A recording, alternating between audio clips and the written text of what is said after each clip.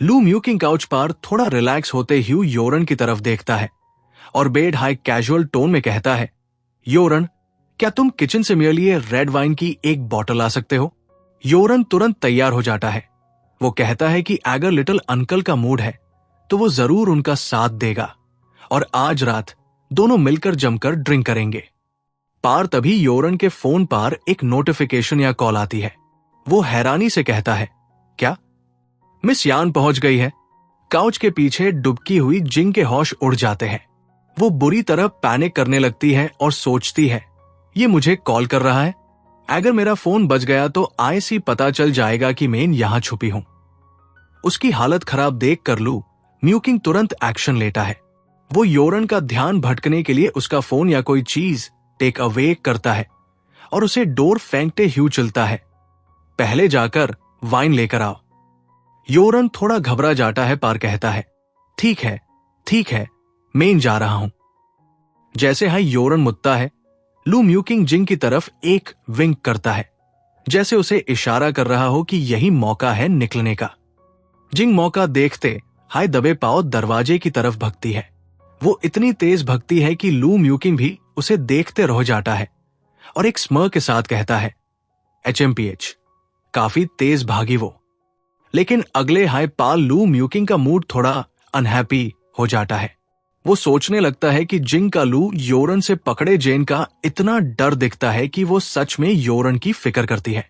उसे ये गलत फहमी हो रही है कि जिंग शायद योरन से प्यार करती है। थोड़ी देर में योरन किचन से वापस आता है, पार उसके हाथ में बियर है। वो कहता है, अंकल, किचन में सिर्फ बियर बची थी, रेड वाइन बाद में ऑर्डर कर लेंगे। योरन आकार सिट डाउन यानी बैठ जाता है। लू म्यूकिंग उसे बेध्यान से ऑब्जर्व कर रहा है और अचानक सवाल पूछता है, तो वो यान जिंग वही तुम्हारी फियांसी है ना जो तुम्हारे ग्रैंडफादर ने अरेंज की है? योरन थोड़ा ठंडा सा जवाब देता है, शायद। लू म्यूकिंग की नजरें योरन पार जामी है। वो गहराई से पूछता है, तुम्हें वो कैसी लगती है? योरन बिना किसी इंटरेस्ट के जवाब देता है कि वो बहुत हाई ओबीडियंट लड़की लगती है। दिखने में ठीक ठाक है, पर उसकी कोई पर्सनैलिटी नहीं है। वो आगे कहता है कि वो एक ऐसी मीडियोकर और मामूली औरत है जो बैकग्राउंड में कहीं खो जाती है और उसे याद रखना भी मुश्किल है। लू म्यूकिंग ये सुनकर डांग रह जाता है। उसके दिमाग में योरन के शब्द ओबीडियंट, नो पर्सनैलिटी, मीडियोकर बार बार गूंजते हैं। वो जिंग के अस बाइट और उसके मैच्योर लेडी वाइब को याद करता है जो उसने अभी रूम में देखा था। वो सोचने लगता है कि क्या ये लड़की एक्टिंग करने में मास्टर क्लास है या फिर ये लड़का योरन पूरी तरह अंधा है। वो काफी इनकॉम्प्रिहेंसिबल फील करता है कि योरन को उसमें कुछ स्पेशल क्यों नहीं दिखा। लू म्यूकिंग थोड़ा रिलैक्स होते ह्यू अपना ड्रिंक लेता है और पूछता है, तुम दोनों कब से डेटिंग कर रहे हो? योरन एक उदास मुस्कान के साथ कहता है, सिर्फ एक बार माइल है, 10 मिनट तक एक दूसरे को ब्लैंकली देखा था। क्या उसे डेटिंग कहते हैं? लू म्यूकिंग कहता है कि अगर वो इस एंगेजमेंट में इंटरेस्टेड नहीं है तो एंगेजमेंट जल्दबाजी में करने की कोई जरूरत नहीं है, वो ग्रैंडफादर से बात कर लेगा। योरन गहरी सांस लेता है और कहता है, जिस औरत से मैं शादी करना चाहता हूं वो मुझे मिल नहीं सकती, इसलिए अब फर्क नहीं पड़ता कि मैं शादी किससे करूं। वो काफी डिप्रेस्ड और होपलेस लग रहा है। योरन अचानक है जल्दी जल्दी अपनी ड्रिंक खत्म करता है और बैंग की आवाज के साथ ग्लास रखते ह्यू अपने अंकल से कहता है, वैसे अंकल। वो एक सिगरेट का पैकेट टेक आउट करता है और लू म्यूकिंग से एक अजीब सा सवाल पूछता है, क्यों ना आप मेरे लिए दुल्हन चुने? योरन एक सिगरेट टेक आउट करते ह्यू आगे कहता है, आपकी टेस्ट बहुत अच्छी है। जो लड़कियां आपको पसंद आएंगी मुझे यकीन है वो मुझे भी जरूर पसंद आएंगी। लू म्यूकिंग उसे देखता रहता है और अपने मन में सोचता है, भूल जाओ, जिस औरत पर मेरी नजर है वो सिर्फ मेरी हो सकती है। योरन बस शेक करते ह्यू हंसता है और क्रैक की आवाज के साथ अपनी सिगरेट जलता है और कहता है, ट्रू। सीन अब होटल के बाहर शिफ्ट होता है जहां जिंग ठंड में बुरी तरह ट्रेम्बल कर रही है। वो कपकपते ह्यू खुद से कहती है, कितना बुरा दिन है आज। तभी यान फैमिली का बटलर अंकल वैंग उसे फोन थामा कर कहता है, मिस, मैडम का कॉल है। जिंग गुस्से में सोचती है कि जिसने गलत इंफॉर्मेशन दी उसकी इतनी हिम्मत कि वो कॉल करे। लू योरन के अंकल के साथ तो अनार्थ हाई हो जाता। फोन पर उसकी फॉस्टर मदर फेंग रुयन पूछती है, क्या योरन तुम्हारे गिफ्ट से सेटिस्फाइड है? जिंग दबी आवाज में बदबदती है, सेटिस्फाइड? उसने तो उसे उतारने के लिए कहा। वो गुस्से में अपनी मां को जवाब देती है, आप ये क्यों पूछ रही है कि वो सेटिस्फाइड है? आपको तो ये पूछना चाहिए कि मेन वो कपड़े उतार पाई या नहीं। फेंग रुयन चिल्ला उठती है, यूजलेस लड़की, आज रात घर मत आना, मैं तुम्हें दरवाजे के अंदर कदम नहीं रखने दूंगी। और फोन हंग यूपी कर देती है। जिंग गुस्से में कहती है, HMPH, किसे वापस आना है? वो सोचती है कि उसका काम गिफ्ट डिलीवर करना था। अब सामने वाला सेटिस्फाइड है या नहीं, उसकी कोई जिम्मेदारी नहीं। तभी वो वक्त देखती है, रात के 11 बज रहे हैं। वो पैनिक हो जाती है और चिल्लाती है, नहीं, मेन बारबेक्यू प्लेस वाली जॉब के लिए लेट हो रही हूं। वो ड्राइवर ओल्ड झाओ को आवाज लगाती है, ओल्ड झाओ, जल्दी करो, बैचुया स्क्वायर चलो। बेचारा ड्राइवर अभी गाड़ी के बाहर हाई खड़ा है और कहता है, मिस, मेन अभी गाड़ी के अंदर नहीं बैठा हूं। अगले दिन सुबह के 7 बज रहे हैं और जिंग लू निंग यूनिवर्सिटी ऑफ आर्क कॉरिडोर में खादी यौन कर रही है। वो इतनी थाकी हुई है कि उसकी आंखें बैंड हो रही है। वो कहती है, बहुत नींद आ रही है, रात भर शिफ्ट की और बिल्कुल नहीं सो पाई। वो कोशिश करती है कि क्लास शुरू होने से पहले थोड़ी देर पर्क यूपी होकर एक नैप ले ले, लेकिन जैसे हाई वो आगे बढ़ती है उसके होश उड़ जाते हैं। उसकी आंखें फटी की फटी रह जाती है जैब वो सामने किसी को देखती है। वो घबराकर पूछती है, तुम यहां कैसे? उसका दिमाग घूमने लगता है और उसे लगता है जैसे उसकी आंखों के सामने अंधेरा छा गया हो। लू म्यूकिंग जिंग को बेध्यान से ऊपर से नीच तक ऑब्जर्व करता है और थोड़ा रुक कर पूछता है, क्या तुम स्कूल में कोई टीचर हो? जिंग तुरंत जवाब देती है, नहीं, मैं यहां की एक स्टूडेंट हूं। उसका दिमाग घूम जाता है और वो रोट ह्यू सोचती है, ही भगवान, ये कैसा कार्मिक चक्कर है, ये बंदा मेरा पीछा हाय नहीं छोड़ रहा। लू म्यूकिंग अब पूरी तरह इंटेरोगेशन मोड में आ जाता है। वो एक के बाद एक सवाल दागता है, कौन सा ग्रेड, कौन सी क्लास, कौन सा मेजर है तुम्हारा, और तुम्हारा क्लास एडवाइजर कौन है? जिंग गुस्से में स्पीचलेस हो जाती है और चिल्ला कर कहती है, मैं आपको ये सब क्यों बताऊं? क्या हम इतने फैमिलियर हैं? फैमिलियर नहीं। लू म्यूकिंग एक शैतानी मुस्कान के साथ उसके बिल्कुल पास आता है और उसे दीवार से सता देता है। सपोर्ट। वो उसके चेहरे के पास झुककर पूछता है, क्या मैं तुम्हारे होन वेलपति यानी अपने भतीजे का चाचा नहीं हूं? जिंग पूरी तरह ऑन गार्ड हो जाती है और कहती है, जैब आपको पता है कि मैं आपके नेफ्यू की फियांसी हूं, तो आपको मुझसे दूर रहना चाहिए। लू म्यूकिंग हल्का सा हंसता है फियांसी? वो उसे परेशान करने के लिए एक बहुत हाई पर्सनल सवाल पूछता है, क्या उसने कभी तुम्हें किस किया है? जिंग थोड़ा डॉज करती है और झूठी खांसी के साथ कहती है, हाँ, बिल्कुल किया है। वो अपने मन में सोचती है कि वैसे भी ये बंदा थोड़ी ना जाकर चेक करने वाला है, लेकिन लू म्यूकिंग को हर एक बात पता है। वो उसे एक्सपोज करते ही कहता है, सच में? पार जहां तक मुझे पता है, तुम्हारा सोकॉल्ड मंगेतर तुमसे सिर्फ 10 मिनट के लिए मिला था। वो उसकी आंखों में आंखें डालकर पूछता है, क्या तुम अब भी श्योर हो कि उसने तुम्हें किस किया था? जिंग अब इंडिफरेंट बनने की एक्टिंग करती है और गुस्से में कह देती है, तो क्या हुआ? बाइट मी, यानी जो करना है कर लो। लू म्यूकिंग इसका फायदा उठता है और उसके और करीब आकर उसे पकड़ लेता है। सच में चाहती हो कि मैं तुम्हें काटूं? बाइट? जिंग चिल्लाती है, बिल्कुल नहीं। वो गुस्से में कहती है, क्या आपको कम सुनाई देता है? आपको बाइट और वांट का फर्क समझ नहीं आता? लू म्यूकिंग मेस लेते ह्यू कहता है, नहीं चाहिए? क्या नहीं चाहिए? जिंग उसे जोर से पुश अवे यानी धक्का देती है और कहती है, मैं अभी भी एक स्टूडेंट हूं। मेरे पास आपके जैसा अमीर जिंदगी का एक्सपीरियंस नहीं है और ना हाय मुझे आपके ये अजीब टंग ट्विस्टर समझ आते हैं। वो मड कर जाने लगती है और कहती है, मेन क्लास के लिए जा रही हूं। बाय। जिंग जाते ही सोचती है कि भले हाय लू म्यूकिंग कुछ भी प्लॉट कर रहा हो, उससे डोर रहना हाय बेहतर है। लू म्यूकिंग उसे जाते ही देखता है और धीरे से बदबदता है, बाय, शायद ये इतना आसान नहीं होगा। ठीक 1 घंटे बाद अचानक उसके फोन की रिंग बजती है। यूनिवर्सिटी की कॉरिडोर में भागम भाग माची है और तभी क्लास की बेल बजती है। रिंग। सब स्टूडेंट्स अपनी सीट्स पार है और नए टीचर के बारे में चर्चा कर रहे हैं। सुना है नया टीचर कोई लेजेंडरी फिगर है, एक क्लासमेट उत्सुकता से कहती है। इंजीनियरिंग और बिजनेस मैनेजमेंट में dual PhD, world class awards और ढेर सारा पैसा। इतना रिच की होटल्स का मालिक है और उसकी दौलत बेड बेड देशों को टक्कर दे सेक। तभी दरवाजा खुलता है और एंट्री होती है वही हैंडसम और एलिगेंट शैक्स की। टाइम फॉर क्लास, वो ठंडी आवाज में कहता है। जिनकी कॉफी पीते पीते हालत खराब हो जाती है। ये तो वही लू म्यूकिंग है।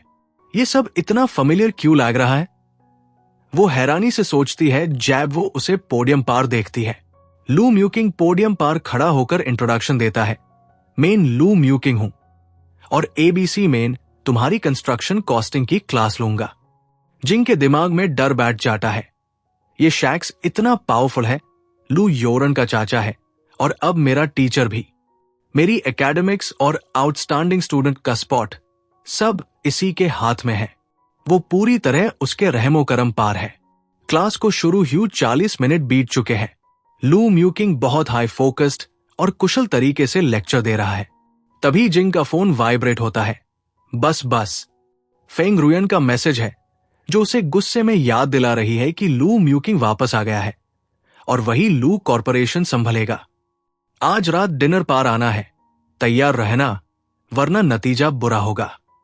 जिंग डर कर रिप्लाई टाइप कर हाय रही होती है कि अचानक उसके पीछे कोई खड़ा हो जाता है।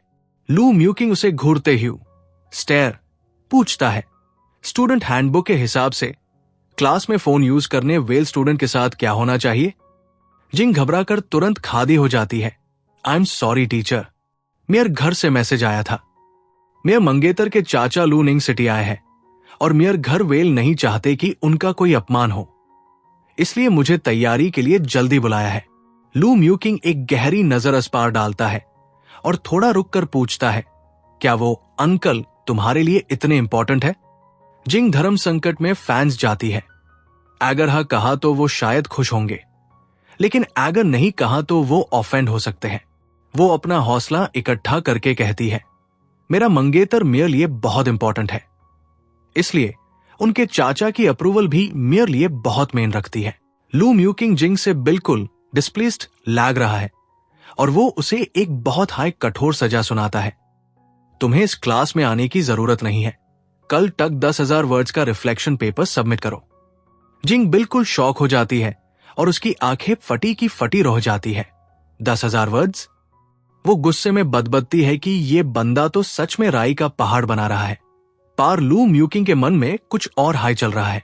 वो सोच रहा है कि जिंग योरन के प्यार में पूरी तरह इन्फैचुएटेड है और आखिर में वो सिर्फ चोट खाएगी, इसलिए वो उसे सच्चाई दिखाने का रास्ता ढूंढ रहा है। सीन शिफ्ट होता है यान फैमिली के बेड से घर पार, जहां शाम के डिनर की तैयारी चल रही है। फेंग रुयन जिंग पार दबाव बनते ह्यू कहती है कि यंग मास्टर लू को सेक्सी फिगर्स वाली ऑरटीन पसंद है। वो जिंग को जानती है कि वो मेहनत नहीं कर रही और अपनी बॉटम लाइंस की बातें कर रही है। जिंग थोड़ा हिचकिचती है और कहती है कि चाचा से मिलने जा रहे हैं तो शायद कॉन्जर्वेटिव होना बेहतर हो, क्योंकि रूमर्स के हिसाब से उनका नेचर काफी ठंडा है। आखिर में वो एक फर कोट पहन लेती है और अपनी मां की स्कीमिंग देखकर मन में सोचती है, कितना वेस्ट है कि आप होस्टेसेस की मैडम नहीं बनी। डिनर का सीन एक पोश क्लब में सेट है, जहां प्रेसिडेंट लू और योरन पहले से बैठे हैं। फेंग रुयन बेड हाय अदब से एंट्री लेती है और उन्हें इंतजार कराने के लिए माफी मांगती है।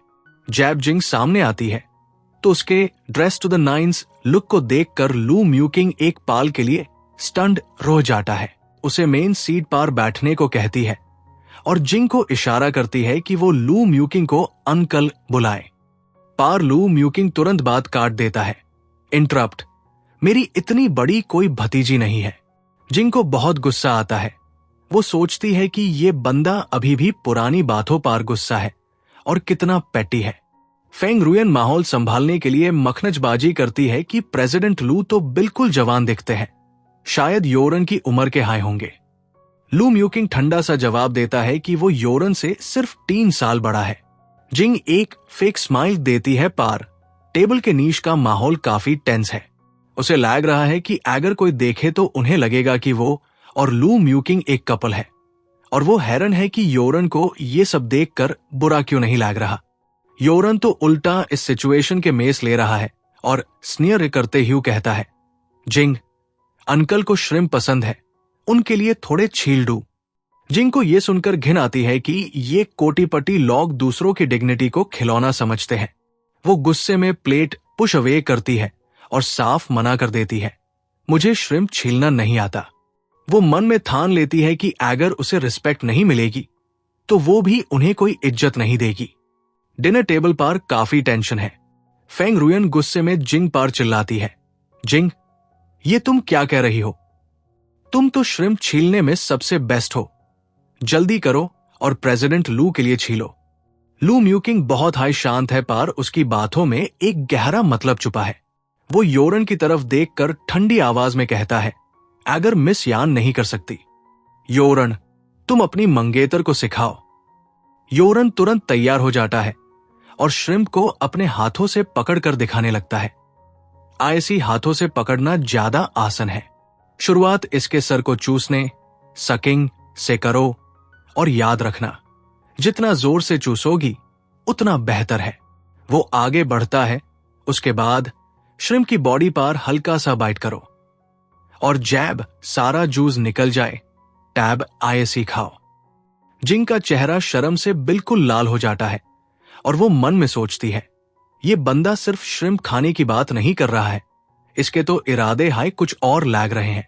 लू म्यूकिंग बस एक स्मर्क के साथ उसे देख रहा है, जैसे सब समझ गया हो तो ये बात है। योरन बेड हाय अजीब ढंग से कहता है, यही सही तरीका है श्रिम्प खाने का। लगता है मैंने अपनी पूरी जिंदगी श्रिम्प वेस्ट किए है। जिंग एक कटिलाना नजर ग्लांस दलती है और सोचती है, तेरा ये स्पेशल तरीका सुनकर तो ऐसा लग रहा है जैसे तू मुझसे मार खाना चाहता है। योरन ठंडी सांस भरती हुए कहता है, प्रैक्टिस करती रहोगी तो बाद में आसानी होगी। जिंदगी में श्रिम्प खाने के बहुत मौके मिलेंगे, तो मेस लेकर खाओ और एंजॉय करो, है ना? जिंग को अन दोनों चाचा भतीजे पर इतना गुस्सा आ रहा है कि उसका दिल उन्हें पंच मारने का कर रहा है। तभी दरवाजा खुलता है और यान रुई अंदर आती है। फेंग रुयन की अपनी बेटी और जिंग की दूसरी बहन।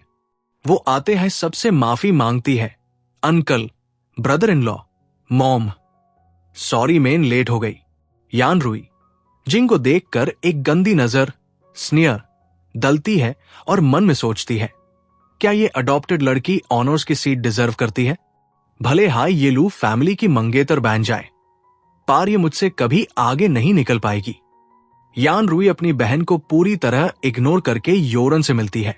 सॉरी ब्रदर इन लॉ, रास्ते में ट्रैफिक जैम था। योरन बेड हाय आराम से कहता है, इट्स ओके।